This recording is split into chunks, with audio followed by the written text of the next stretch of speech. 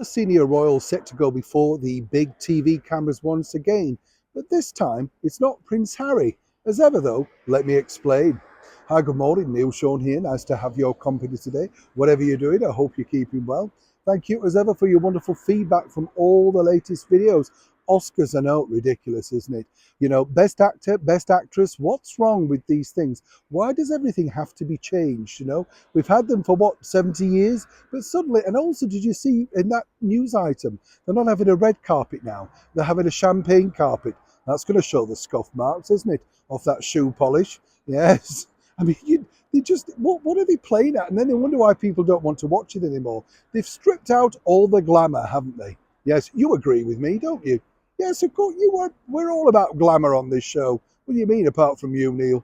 Back as ever to your breaking royal story of the day. Now, this story really is very strange indeed because we've tried to sort of contact the source, etc. And this is what we found so far. Now, I don't know if you're aware of this, but the former royal known as Prince Andrew, the Duke of York, is allegedly looking at another television interview. Now, what's interesting here is, as we know, the last interview that he gave with Newsnight and Emily Maitlis was a proven disaster. Big ratings hit for the BBC, and it was mocked in that little watch Channel 4 musical. But you see, the thing is, Prince Andrew at the time felt that it went incredibly well. Only in the latter part did he realise that he should have asked for a full disclosure agreement, the fact that he had final say over the edit, and possibly a full playback, but he didn't bother. Now, according to a source, he's looking at the United States simply because he's seen the way that the respect and, more importantly, the courtesy given by various interviewers to his ex-wife, Sarah, Duchess of York. She's over there promoting her big book at the moment, and it has gone incredibly well for her.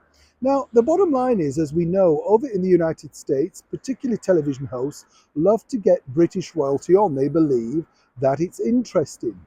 The other side of the coin is this, that Prince Andrew simply could not travel to the United States to fulfill this particular engagement, so it would once again have to be filmed over here on British soil.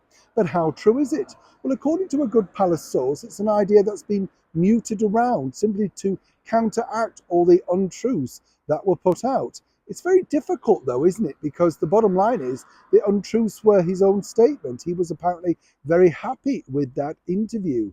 So unless he wants to retract some of the stories or rethink it, a lot of people's advice would be to simply shut up, zip it and move on. You know, he did pay out a substantial amount of money, not the figure, as we know, said to that particular complainant, but that is then, once again, a legal ongoing battle being re-looked at currently.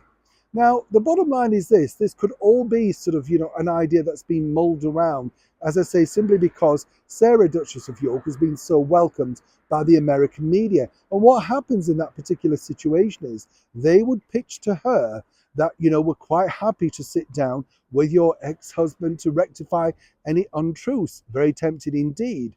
But as we've seen before, it doesn't always work out for the very best. And for someone like Prince Andrew, particularly in this coronation year, it might be wise to in fact remain, shall we say, Garbo-esque, rather than looking to seek the limelight once again. And when you also look at how badly this has reacted and of course contracted with another royal called Prince Harry, then maybe it's time to stay away from the big TV cameras and let the silence speak volumes rather than the words that you wish to put out. It is a developing story, and as I say, once I find out more, I'll let you know exactly how this pans out. Neil Sean in the very heart of England.